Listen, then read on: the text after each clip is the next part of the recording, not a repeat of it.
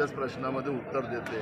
सरकारच आंधळं झालेलं आहे. सरकारचं प्रेशर आहे अधिकाऱ्यांवर की आमच्याजवळ गॅस सिलेंडर आहे, सगळं आहे असं सांगून महिलांना, विशेष करून हे डिपार्टमेंट महिला खात्याकडे आहे, त्यांना या लाडक्या बहिणीला अपमानित करण्याचं काम करतात आहे. आणि ब्लॅक मार्केटिंगमध्ये मोठ्या प्रमाणात गॅस सिलेंडरचे भाव आपण पाहिले असाल ते कसे चाललेले तेही पाहतो आहे.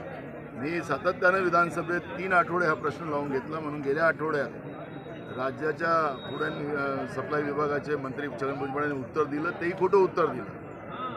पण त्याची तब्येत चांगली नव्हती. आमची अपेक्षा होती की मुख्यमंत्र्यांनी उत्तर द्यावं, कारण की मुख्यमंत्रीच सांगतात ना की आमच्याकडे कुठलंही कमी नाही. बाहेर बोलतात ते, विधानसभेत बोलायला तयार नाही. आणि म्हणून आता उद्या या सगळ्यांचं, कारण की आता आम्ही मतदारसंघात आल्यानंतर या सगळी परिस्थिती पाहिलेली आहे. त्या गॅसचाही प्रश्न आहे. हॉस्टेलमध्ये पोरांना ठेवलं गेलं नाही कारण की तिथे गॅस नव्हता. त्याच्यामुळे परीक्षेचा काळ आहे. पोरांचं, बहुजनांच्या पोरांचं विशेष करून, कारण की गरीब शेतकरी मजुरांचे मुलं असतात, हे बहुजनांचे पोरं आहेत.